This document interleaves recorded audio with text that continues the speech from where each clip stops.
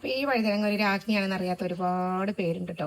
അപ്പോൾ ഈ ഒരു വഴുതനങ്ങ എന്ന് പറയുന്നത് എല്ലാത്തിലേക്കും നമുക്ക് കറിയായിട്ടും ചമ്മന്തിയായിട്ടും ഒക്കെ കഴിക്കാൻ പറ്റുന്ന, ഫ്രൈ ആയിട്ട് പല രൂപത്തിൽ നമുക്കിതിനെ മാറ്റിയെടുക്കാൻ പറ്റുന്ന ഒരു വിഭവമാണത്. അപ്പോൾ ഇത് ഞാൻ 2 വഴുതന ഇവിടെ കട്ട് ചെയ്ത് വെച്ചിട്ടുണ്ട് കേട്ടോ. ഈ ഒരു സംഭവം ഉണ്ടല്ലോ, കഴിച്ചു കഴിഞ്ഞാൽ നമ്മൾ ഇന്ന് കുറച്ചധികം ചോറിട്ടു. അപ്പോൾ ഞാൻ ചട്ടി അങ്ങ് വെച്ച് കൊടുത്തു. അതിലേക്ക് നല്ല നാടൻ വെളിച്ചെണ്ണ അങ്ങ് ഒഴിച്ചു കൊടുത്തു. വെളിച്ചെണ്ണ കുറച്ച് അധികം ഒഴിച്ചു കൊടുത്തു. കാരണം നമ്മളിത് ഇതിലിട്ടിട്ട് ഒന്ന് ജസ്റ്റ് ഒന്ന് ഫ്രൈ ആക്കി എടുക്കുകയാണ്. ഫ്രൈ ഒന്നുമല്ല, നമ്മുടെ വിഭവം വേറെയാണ്. അപ്പോൾ ഏത് വിധത്തിലും കട്ട് ചെയ്യാം. അപ്പോൾ ഞാനിങ്ങനെയാണ് കട്ട് ചെയ്തിട്ടുള്ളത്.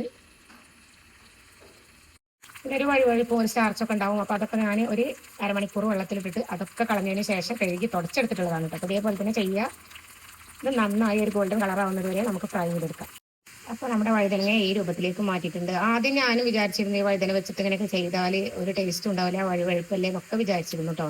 പക്ഷെ അതൊക്കെ മാറ്റി വെക്കുക, നിങ്ങൾ അത്യാവശ്യം എടുത്തോ. അപ്പോൾ നമ്മളിതൊരു പ്ലേറ്റിലേക്ക് മാറ്റി കൊടുക്കണം. അപ്പോൾ നമ്മൾ ഇതുപോലെ ആക്കിയിട്ട് ഇങ്ങോട്ട് മാറ്റി വെച്ചിട്ടുണ്ട്.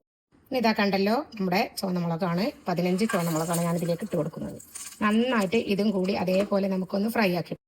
അപ്പോൾ ഈ ഒരു കളറിലാവുമ്പോൾ നമ്മളത് കോരി മാറ്റാണ് കേട്ടോ. ഇനി നമ്മൾ എണ്ണയിലേക്ക് ഇടുന്നത് നമ്മുടെ ഒരു 15 കൊച്ചുള്ളി, കുറച്ച് പുളിയും കേട്ടോ. ഇതും കൂടെ നമുക്ക് ഇതിലിട്ട് നന്നായിട്ടൊന്ന് വറുത്തെടുക്കാം കേട്ടോ. നല്ലതുപോലെ ഗോൾഡൻ കളറൊന്നും ആവണ്ട. ഉള്ളി നമുക്ക് ജസ്റ്റ് ഒന്ന് വാട്ടിയെടുക്കാം കേട്ടോ.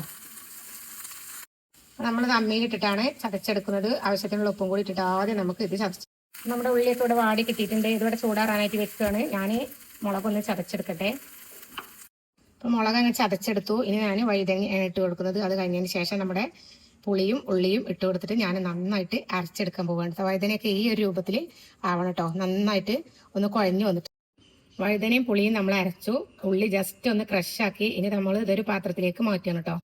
ചമ്മന്തി റെഡി ആയതിനു ശേഷം നമ്മൾ കുറച്ച് കറിവേപ്പില എണ്ണയിൽ ഇങ്ങനെ മൂപ്പിക്കാൻ കേട്ടോ. ഇതുകൂടി ഇതിൽ നിർബന്ധമായിട്ടും ചേർക്കും. ഈ ഒരു കറിവേപ്പില എണ്ണയോട് കൂടി നമ്മൾ ഇതിലേക്ക് അങ്ങ് തട്ടി കൊടുക്കുകയാണ്. അപ്പം നന്നായിട്ടൊന്ന് മിക്സ് ചെയ്യുന്നത്. ശരിക്കും നമ്മൾ മിക്സ് ചെയ്ത് കൊടുക്കേണ്ടത് കൈ വെച്ചിട്ടാണ്. അപ്പോൾ നമ്മുടെ കറിവേപ്പില ഫുള്ളായിട്ട് ചട്ടിയിൽ നിന്ന് എടുക്കണം. എന്നിട്ട് ഇതേപോലെ അങ്ങ് ചെയ്യാം കേട്ടോ. നല്ല ടേസ്റ്റ് ആയിട്ടുള്ളൊരു ചമ്മന്തിയാണ്.